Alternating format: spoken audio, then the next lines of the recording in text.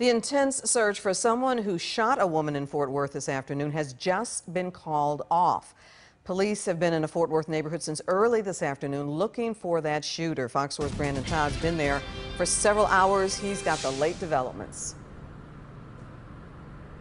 Yeah, and Clarice, this is certainly a much different looking scene than it was when we showed you the live shot at 9 o'clock. Back behind me now, only a handful of officers still on scene here. They did go inside that house that we have been talking about all day, and the SWAT team members, when they went in, found no one inside. I want to show you some video that we shot earlier. This is when the SWAT team was leaving the scene, and there was a white box truck that was making its way into the crime scene. Again, it took so long because investigators say they were looking at every possible hiding spot that a person could hide in inside that home. And of course, the 2 hours preceding that, very quiet out here, just almost a quiet waiting game for everybody while they searched that house.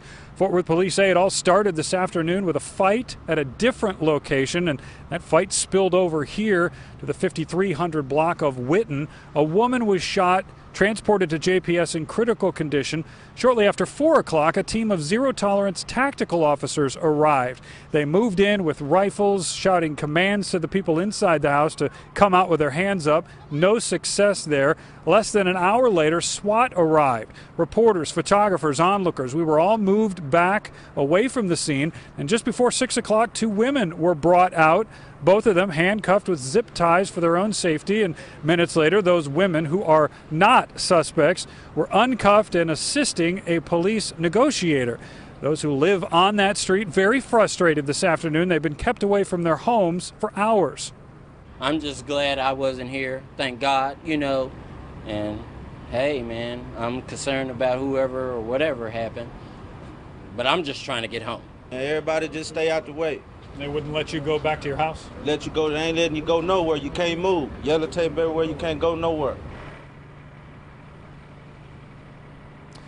And again, we watched as SWAT team members brought in special equipment. It appeared as though they brought in the robot with a remote-controlled arm. Back out live here, no indication, though, whether that robot was used in all of this. Again, around 8:30 or so, we heard 4 loud kind of pops. And that indicated, I guess, when SWAT team members were able to get inside that home. And again, Clarice, they looked in every possible hiding places. I'm talking the attic, crawl spaces, even closets, to see if they could find somebody.